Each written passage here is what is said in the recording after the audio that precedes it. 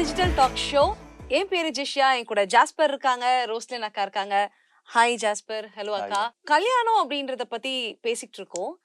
And கல்யாணம் ஆகி இன்னொரு குடும்பத்துக்கு போறதுன்றது அவ்வளோ ஈஸியான விஷயம் கிடையவே கிடையாது. எல்லா கேர்ள்ஸ்க்குமே இந்த ஃபியர் ஏதோ ஒரு மூலையில ஒளிஞ்சிட்டு இருக்கு. அதுவும் சென்னை பையன், சென்னை பொண்ணு பக்கத்துலயே 10 நிமிஷத்துல அம்மா வீடுனா ஜாலியா கொஞ்சம் கம்ஃபர்டபுளா இருக்கும். ஆனா சென்னையில உள்ள ஒருத்தங்க கல்யாணம் பண்ணிட்டு டெல்லிக்கு போறாங்க, இல்ல யுஎஸ் போறாங்க, வெளியூருக்கு போறாங்கன்னும் போது அங்க எப்படி இருப்பாங்கன்ற ஒரு பயம் தெரிஞ்சோ தெரியாமலோ உள்ள வந்துருது. சோ அதனாலயே எத்தனையோ ப்ரொபோசல்ஸ தட்டி கழிக்க வேண்டிய சூழ்நிலைகளும் இருக்கு. கண்டிப்பா. நிறைய வந்து ஒருவேளை நம்ம அங்க போய் செட் ஆகலைன்னா, அங்க போய் ஒரு சண்டை வந்துருச்சுன்னா, இல்ல அப்பா அம்மாக்கு ஏதாவது எமர்ஜென்சினா எப்படி ஓடி வர்றது? இப்படி பல ஃபியர் எங்களுக்குள்ள இருக்கு அப்படின்னு சிலர் எழுதியிருக்கீங்க. சோ அத பத்தி இன்னைக்கு டிஸ்கஸ் பண்ண போறோம். ஜாஸ்பர் உங்களோட கருத்து சொல்லுங்களேன் இத பத்தி. நீங்க என்ன யோசிக்கிறீங்க? நீங்க சென்னையில இருந்து டெல்லி, யுஎஸ் அப்படின்னா நிறைய கேர்ள்ஸ் வந்து லைக் பண்ணுவாங்க. ஓகே நம்ம ஃபாரின் போறோம், நல்லா ஜாலியா என்ஜாய் பண்ணலாம் அப்படின்ட்டு. இது சென்னையில இருந்து ஒரு வில்லேஜுக்கு, இன்டீரியர் வில்லேஜுக்கு போறவங்க வந்து பாத்தீங்கன்னா ரொம்ப கஷ்டப்படுவாங்க இல்லையா? உங்களோட வாழ்க்கை பத்தி சொல்லுங்க. உங்க வைஃப் வந்து சென்னையில இருந்து வந்தாங்கல்ல? என் ஒய்ஃப் வந்து சென்னை, பிறந்ததுல இருந்து சென்னை. அங்க பார்க்கு, பீச், மாலு அங்க எல்லாம் சுத்தி அவங்க இருந்தாங்க. சிட்டி, பக்கா சிட்டி, சிட்டி கேர்ள். நான் வந்து ஒரு வில்லேஜ் பாய். தூத்துக்குடி. எனக்கு தூத்துக்குடியில இன்டீரியர் வில்லேஜ் தான். அங்க வந்து பார்க்கு, பீச் எல்லாம் உடனே போக முடியாது. பீச் இருக்குது, நான் இருக்கிற இடத்துல வந்து பார்க் கூட கிடையாது. என் ஒய்ஃபு கல்யாணம் முடிஞ்ச உடனே அவளுக்கு வந்து எங்கேயாவது போகணும். வந்தோடனே எங்க பார்க் போகலாமா அப்படின்னோடனே நான் சுற்றி சுற்றி பார்த்தா உடங்காடு தான் இருக்கும் நம்ம ஊரில். பார்க்கு பீச்லாம் கிடையாது. அப்போ சரி ஓகே நம்ம ட்ரை பண்ணலாம். அவளுக்கு வந்து வார வாரம் ஒரு ஹோட்டல் போகணும். அதனால நான் உடனே என்ன பண்ணேன், சரி ஹோட்டலுக்கு போகிறது ஈஸி. தூத்துக்குடிலேருந்து ஒரு 25 கிலோமீட்டர் தான். பைக்கில் வாரத்துக்கு ஒரு முறை ஹோட்டலுக்கு நான் கூப்பிட்டு போவேன். எப்போவாச்சு பீச்சு கூப்பிட்டு போவேன். ரொம்ப ரேண்டமாக நம்ம ரெகுலராக கூப்பிட்டு போக முடியாது. என்னால் முடிஞ்ச வரைக்கும் அங்கே தூத்துக்குடியில் இருக்கிற மாலு அந்த மாதிரி கூப்பிட்டு போனேன். அவளும் கொஞ்சம் ஹாப்பி தான். ஆமா ஆமா ஹாப்பி தான். அக்கா இந்த ஃபியர் இயல்பானதா? எப்படி இதை நாங்க ஓவர் கம் பண்றதுக்கா? கண்டிப்பா இது வந்து ஒரு கேர்ளுக்கும் வந்து ரொம்ப ஒரு பெரிய பயமான ஒரு காரியம் தான். அதுவும் வந்து இந்த மாதிரி சிட்டியில இருந்து வில்லேஜுக்கு போறது, எங்க போறதுனாலும் அது நம்மளோட ஃபேமிலியில இருந்து ஹோமா இருக்கிற இடம். அதாவது நம்ம என்ன வேணா எப்படி வேணா இருக்கலாம் அப்படின்ற ஒரு இடத்தை தாண்டி புதிய நபர்களோட வந்து தங்களோட வாழ்க்கையை தொடங்கணும் அப்படின்னும் போது அது ரொம்ப மனசுக்கு வந்து ரொம்ப கஷ்டமா இருக்கும். மனதளவுல இங்க பிரியணும், அங்க இணையணும் அப்படின்ற ஒரு காரியம். அது வில்லேஜ்ல இருந்து சிட்டி போனாலும் அவங்களுக்கு கொஞ்சம் ட்ரபிள் தான். எங்க போனாலும் மனதளவுல ஒரு பெரிய பாதிப்பு இருக்கும். அதனாலதான் நீங்க பாத்தீங்கன்னா கேர்ள்ஸ்லாம் பயங்கரமா அழுவாங்க இல்லையா? ஏன்னா வந்து தன்னுடைய அப்பா அம்மா சொந்தங்கள் எல்லாத்தையும் விட்டுட்டு அவங்க வந்து இன்னொரு குடும்பத்துல தன்னுடைய குடும்பமா ஏற்றுக்கொண்டு அவங்க வந்து உள்ள போகணும். சோ எந்த இடத்துல போனாலுமே அந்த ஒரு மனதளவுல கண்டிப்பா ஒரு பயங்கரமான பாதிப்பு இருக்கும். அங்க பிரியிறோம் அப்படின்ற ஒரு பாதிப்பு. ஆனா அதுக்கு மேல வந்து ஒரு பெரிய பயம், புதிய குடும்பத்துல என்ன ஏற்றுக்கொள்ளுவாங்களா? என்ன வந்து ஏன்னா இவங்க நிறைய ஸ்டோரிஸ் கேட்பாங்க ஃப்ரெண்ட்ஸ் பத்தி. எங்க மாமியார் இப்படி பண்றாங்க, எங்க நாத்தனார் இப்படி பண்றாங்க, இல்ல என் ஹஸ்பண்ட் இப்படி இருக்காங்க அப்படின்னும் போது ரொம்ப பயம் இருக்கும். அப்ப எனக்கு வரப்போற குடும்பத்தார் என்னை எப்படி ஏற்றுக்கொள்ளுவாங்க? அங்க எனக்கு வந்து அது ஒரு என்னுடைய சொந்த வீடு மாதிரி இருக்குமா? அங்க எனக்கு என்ன சவால்கள் இருக்கும்? அங்க இருக்கிற நபர்கள் எப்படி பழகுவாங்க? இன்னொன்னு புதுசா நான் செய்ய வேண்டிய பொறுப்புகள்லாம் இருக்கு இல்லையா? என்கிட்ட எதிர்பார்ப்பாங்கல்ல, மருமகள் வந்தோடனே சமைக்கணும், வீடை பார்த்துக்கணும், என் பையனை நல்லா பார்த்துக்கணும், இந்த மாதிரி நிறைய காரியங்கள். ஸோ இந்த ரோலையும் பிளே பண்ணணும். புது இடம், புது நபர்கள் எல்லாமே வந்து கண்டிப்பா ஒரு பயத்தை நம்மளுக்கு நிச்சயமா உண்டு பண்ணும். அது வந்து ஒரு இயல்பான ஒரு பயம் தான் நீங்க கேட்ட மாதிரி. ஓகே. சோ இந்த பயத்தோடயே உள்ள போகும்போது கம்ஃபர்டபுளா ஃபீல் பண்ண வைக்கிறதுக்கு ஏதாவது வேஸ் இருக்கா? அத பத்தி தான் சொல்றீங்களா அக்கா? ஓகே. இப்ப ஜாஸ்பர் அழகா பண்ணாங்களே, ஒருவேளை பார்க்கு தான் இல்லைன்னா கூட but something he took out. Okay, அவங்கள ஃபெசிலிட்டேட் பண்றதுக்கு, அவங்கள வந்து ஓகே ஃபீல் குட்டா ஃபீல் பண்றதுக்கு வந்து ஒரு காரியம் பண்ணாங்க. இதுல வந்து பெண்கள் எப்படி இருக்கணும், ஆண்கள் நம்ம பாய்ஸ் ஹஸ்பண்ட்ஸா இருக்கிறவங்களோட ரோல் அது ரொம்ப முக்கியம். ஹஸ்பண்ட்ஸ் வந்து நல்லா ஞாபகம் வச்சுக்கணும். உங்களுக்கு உங்க வீடு, உங்க அப்பா அம்மா. நீங்க வந்து திரும்பி வரும்போது ஒரு மாற்றம் என்னன்னா, உங்க ரூம்ல இன்னொரு நபர் வந்திருப்பாங்க. உங்களுக்கும் ஒரு மாற்றம் தான் இல்லையா? ஏன்னா இது வரைக்கும் எப்படி வேணா உங்க ரூம் இருந்திருக்கும். உங்க ரூம்ல நீங்க மட்டும் தான் இருப்பீங்க. அந்த ஸ்பேஸை எப்படி வேணா யூஸ் பண்ணுவீங்க. இப்ப அந்த ஸ்பேஸ்ல ஒரு புது நபர் வந்திருக்காங்க. அவங்களுக்கும் ஒரு மாற்றம் தான். அவங்களுக்கு ஒரு பிரைவசி நமக்கு கொடுக்கணும். ஆமா. ஆனா உங்களை நம்பி வந்திருக்கிற இந்த நபருக்கு வந்து எல்லாமே புதுசு. உங்க வீடு புதுசு. சோ ஒரு ஹோம் ஹோம் டூர் கூட்டிட்டு போனா நல்லா இருக்கும் ஆக்சுவலா. இல்ல எனக்கு ஞாபகம் இருக்கு திருமணமான புதுசுல வந்து சென்னைக்குள்ளேயே தான், பட் ஸ்டில் இன்னொரு வீடு அப்படின்னும் போது என் ஹஸ்பண்ட் வந்து அந்த ஒரு 1 வீக் என்னோட இருந்தாங்க, லீவ் போட்டிருந்தாங்க. ஸோ முதல்ல கொஞ்சம் வந்து லீவ் எடுத்துக்கிறது நல்லது ஆக்சுவலி. வேதாகமத்தில் அழகா சொல்லியிருக்கு, திருமணமானவங்களுக்கு ஒரு பெரிய வேலை கொடுக்காதீங்க. ஸோ திருமணத்துக்கு முன்னால லீவ் எடுக்கிறத விட திருமணத்துக்கு அப்புறம் வந்து ஹஸ்பண்ட்ஸ் கண்டிப்பாக கொஞ்சம் லீவ் எடுத்து கொஞ்சம் அட்லீஸ்ட் 1 to 2 வீக்ஸ் அவங்களோட இருந்து ஒரு ஹோம் டூர், ஏய் இதுதான் இதுதான் எங்கள் வீட்டில் இப்படி தான் இந்தந்த காரியங்கள் இருக்கும். மேபி அம்மாவை வந்து ஒரு கிச்சன் டூர் பண்ண சொல்லலாம். எந்த பாத்திரங்கள், ஏன்னா அவங்க எடுக்கிற ஒரு பாத்திரம் ஒரு சின்ன விஷயமா தான் இருக்கும், அதை எடுத்து அவங்க குழம்பு பண்ணியிருப்பாங்க, அது பால் காய்க்கிற பாத்திரமா இருந்தால் பெரிய பிரச்சனையாயிடும். சரியா, இது ஒரு சின்ன விஷயம் தான், பட் இந்த மாதிரி ஒரு சின்ன சின்ன காரியம், ஐயோ அதில் நாங்கள் இது சமைக்க மாட்டோம், நாங்கள் இதை இங்கே தான் வைப்போம். ஸோ அதை நீங்கள் கொஞ்சம் ஃபெசிலிட்டேட் பண்ணிங்கன்னா நல்லாயிருக்கும். அது மாதிரி உறவினர்கள், மேபி உறவினர்களை உங்கள் வீட்டுக்கு வர வைக்கலாம், இல்லை உறவினர்கள் வீட்டில் ஒருத்தர் வீட்டுக்காக நம்ம கூட்டு போகும்போது அதனால தான் நம்ம உறவுகள் தெரியணும்னு அழகாக ஒரு நம்ம விருந்துக்கெல்லாம் கூப்பிடுவாங்கல்ல. ஸோ இது என்னோட ஒய்ஃபு, இதுதான் எங்கள் சித்தி, இதுதான் எங்கள் அத்தை, இதுதான் எங்கள் சித்தப்பா, இந்த மாதிரி நம்ம அறிமுகப்படுத்தி வச்சு அவங்களுக்கு வந்து எல்லா உறவுகளையும் கம்ஃபர்டபுளாக ஃபீல் பண்ண வச்சிட்டோம்னா கொஞ்சம் அவங்களுக்கு ஈஸியா இருக்கும். அதுக்கப்புறம் மேபி வந்து நம்ம அவங்களுக்கு வந்து அவங்களுக்கு வந்து கூடவே இருந்து நீங்க சொன்ன மாதிரி ஒரு பக்கத்துல இருக்கிற எந்த ஷாப்புக்கு போறது, ஏன்னா அவங்களுக்கு வேண்டிய நானே கூட்டு போயிருக்கேன். வில்லேஜ்ல எல்லாம் வந்து பாத்தீங்கன்னா கேர்ள்ஸ் வந்து ஹோட்டல்ல சாப்பிடுறது வந்து ஒரு மாதிரி பாப்பாங்க. பட் நான் கூட்டு போவேன், எல்லாரும் பாப்பாங்க என்னடா இது பொண்ணு வந்து இங்க ஹோட்டல்ல உட்கார்ந்து சாப்பிடுறாங்க அப்படின்ட்டு பாப்பாங்க. சிட்டில அது ஒரு பெரிய ஆனா விஷயம் அவ ஒரு கிடையாது. பெருசா எடுத்துக்கிற மாட்டா, யாரு பார்த்தாலும் அது பாட்டு சாப்பிடுவா, என் கூட வந்துருவா அவ.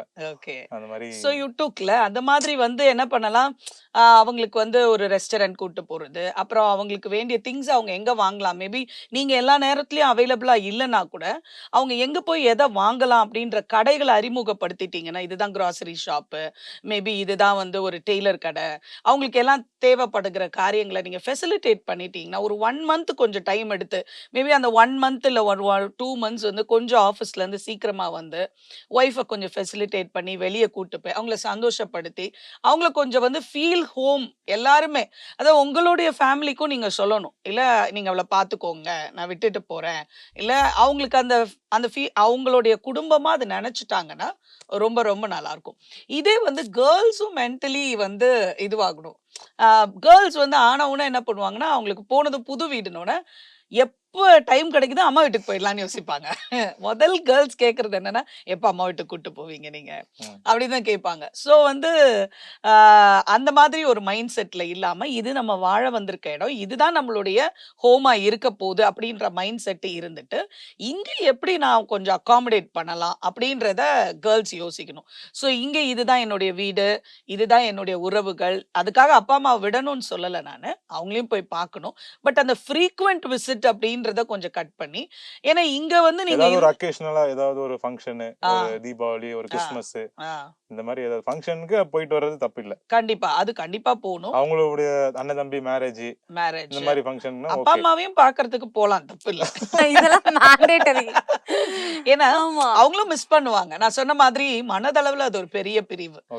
சோ வந்து ஹஸ்பண்ட்ஸே இனிஷியேட் பண்ணி ஒரு வாரத்துக்கு ஒரு தடவையோ இல்ல ஒரு மாசத்துக்கு ஒரு தடவையோ, தூரத்தை பொறுத்து. உங்களுக்கு இப்ப யூஎஸ்ல போனா மாசத்துக்கு ஒரு தடவை வர முடியாது, நீங்க ஸ்கைப் வீடியோ கால் தான் யூஸ் பண்ணிக்கணும்.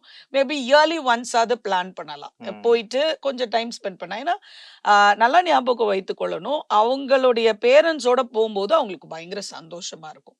நிறைய இன்னைக்கு தம்பிமார் என்ன பண்றாங்கன்னா, அவங்களுக்கு ஒரு பயம், இந்த பொண்ணு அங்க போச்சுன்னா திரும்பி வந்து அவங்களோட அட்டாச் ஆகி வரமாட்டாங்களோ அப்படின்னு டோட்டலா கட் பண்றாங்க. அதுவும் தப்பு. அப்படியும் நிறைய நடக்குது இல்லக்கா, நிறைய பேர் அப்படி போயிடுறாங்க, அதுக்கப்புறம் வரவே மாட்டேங்கிறாங்களே. அம்மா வீட்லயே இருந்துக்கிறாங்க. இதுல வேற திடீர்னு குழந்தை பார்த்துட்டுனா அங்க ஒரு 6-8 மாசம் அங்க இருந்துடுறாங்க. சரி, இந்த ஃபீலிங்ஸ் வந்து கேர்ள்ஸ்க்கு மட்டும் தான் இருக்கா, எங்க அம்மா அப்பாவை மிஸ் பண்றோம் அப்படின்ட்டு? வைஃப் வந்து அவங்க வீட்டுக்கு போயிட்டாங்கன்னா எவ்வளவு நாள் வரலன்னா உங்களுக்கு அந்த மிஸ் பண்ற ஃபீலிங்லாம் இருந்திருக்கா? கண்டிப்பா.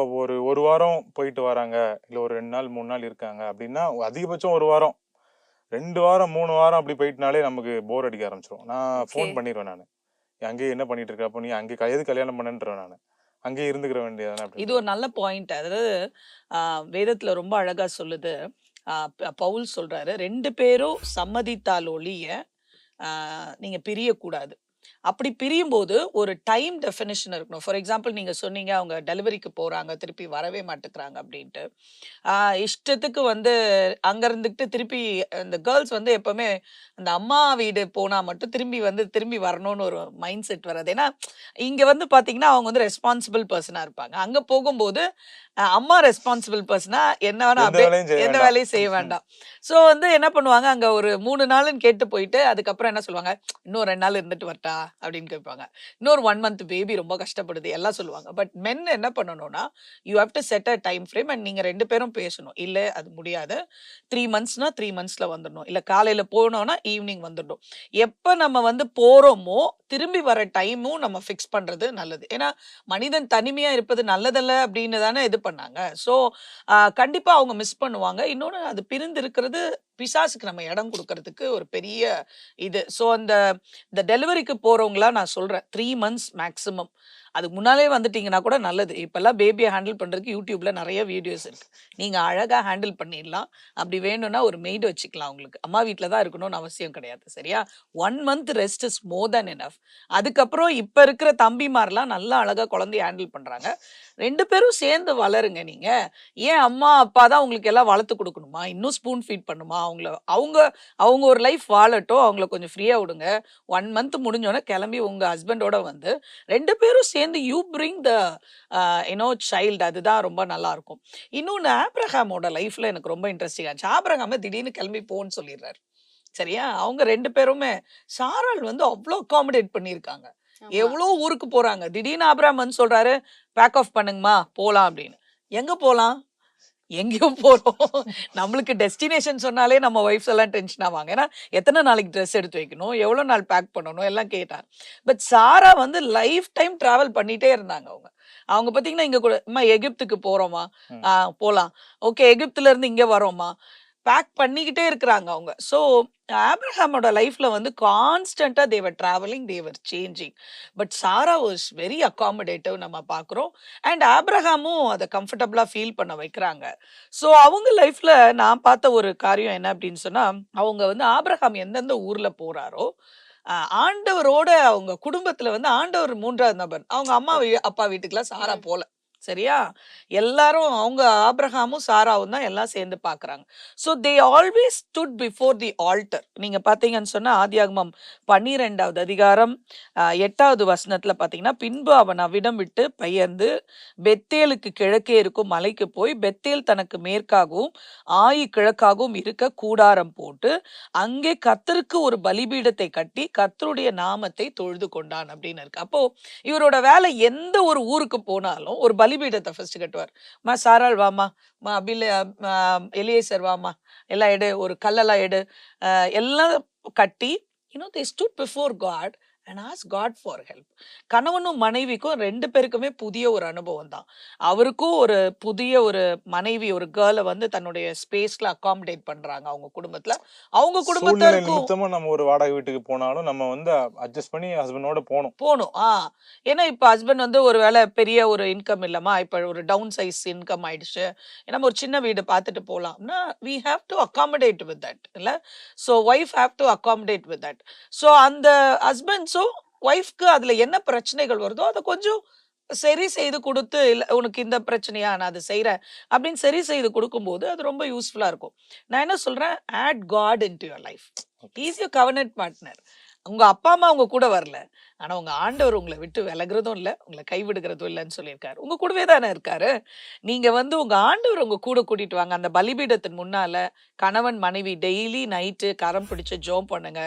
ஏசப்பா எனக்கு புதிய நபர்கள் இருக்காங்க, எனக்கு உதவி செய்யுங்க. கணவன் உங்க மனைவிக்காக ஜெபிக்கலாம். என் மனைவி அகாமடேட் பண்றதுக்கு உதவி செய்யுங்க. கணவர் ஒரு புது பொறுப்பெடுத்திருக்கிறாரு, மனைவி கணவருக்காக ஜெபிக்கலாம். அப்படி நம்ம ஜெபிக்கும் போது எல்லா பிரச்சனைகளையும் நம்ம அவர்கிட்ட கொண்டு போகும்போது and take 1 day at a time. அப்படியே என்ன பண்ண போறோம் 3 மாசம் 4 மாசம் எல்லாம் யோசிக்காம இந்த ஒரு நாள் வர அந்த சவாலை எப்படி நம்ம மேற்கொள்ளலாம். அப்படி பார்க்கும்போது ஒரு 3 மந்த்ஸ் போகும்போதே உங்க வீடு மாதிரி அது ஆயிடும். அண்ட் உங்க குடும்பத்தார் ஆயிடும். அந்த உங்க பால்கார மாதிரி தெரிவாரு. அங்க வர ஹவுஸ்மேட் இங்க வர ஹவுஸ்மேட் மாதிரி ஆயிடும். பழகி பேசி எல்லாம் முயற்சி எடுத்தாங்கன்னா ரொம்ப நல்லா இருக்கும். அண்ட் இந்த திருமணத்துக்கு முன்னாலேயே கூட இந்த பொண்ணு என்ன பண்ணா, வெறும் ஹஸ்பண்ட் கிட்ட டு பி ஃபியான்சி கிட்ட மட்டும் பேசாம மாமியார் கிட்ட, மாமனார் கிட்ட, ஹஸ்பண்டோட கூட பிறந்தவங்க கிட்ட ஒரு ஹலோ ஹாய் சொல்லிட்டா, அப்போ ஒரு 3 மந்த்ஸ் கேப்ல அவங்க நல்லா பழகிட்டாங்கன்னா ஒரு ஒரு புதுசா ஒரு ஃபேமிலிக்குள்ள வரோன்ற ஒரு ஃபீலிங்கே இருக்காது. ஸோ அந்த ஒரு கேப்பையும் நம்ம எடுத்துடலாம் நான் நினைக்கிறேன். ஸோ குழப்பத்துல ஆரம்பிச்ச இந்த ஷோ, அதாவது எப்படி இந்த ஊர்ல இருந்து இன்னொரு ஊருக்கு போறது, சிட்டி காலா இருக்கேன்னா வில்லேஜ்ல அடாப்ட் ஆக முடியுமா, இல்ல சிட்டில இருக்கேன்னா யுஎஸ் போக முடியுமா அப்படின்னு பயங்கரமான பயங்கள்ல இந்த ஷோ ஆரம்பிச்சோம். பட் இப்போ வந்து நம்ம கூட கவர்னன்ட் பார்ட்னரா ஏசு கூட வராங்க அப்படின்ற ஒரு பெரிய ட்ரூத் அழகா சொல்லி கொடுத்தாங்க. அப்பா அம்மா இல்லைனாலும் கரம் பிடித்தவர் நம்மளை விட்டு விலகிறதும் இல்லை, கைவிடுறதும் இல்லை. அண்ட் இன்ஃபேக்ட் ஜாஸ்பர் அவங்க சொல்லும் போது சொன்னாங்க, வைஃபை நாங்கள் உண்மையாவே மிஸ் பண்றோம் அப்படின்னு சொன்னாங்க. ஸோ நம்மளுடைய கேள்விகளுக்கெல்லாம் இதுல பதில் கிடைத்திருக்கோம்னு நினைக்கிறேன். இன்னும் உங்களுக்கு ஒரு வேலை கேள்விகள் இருந்தா தயவு செஞ்சு கமெண்ட் செஷன்ல போடுங்க, இல்லைனா எங்களுக்கு வாட்ஸ்அப் பண்ணுங்க. அண்ட் உங்களுக்காக ஜெபிக்க நாங்க காத்துட்டு இருக்கோம். So feel free to call us any time for prayers. Thank you.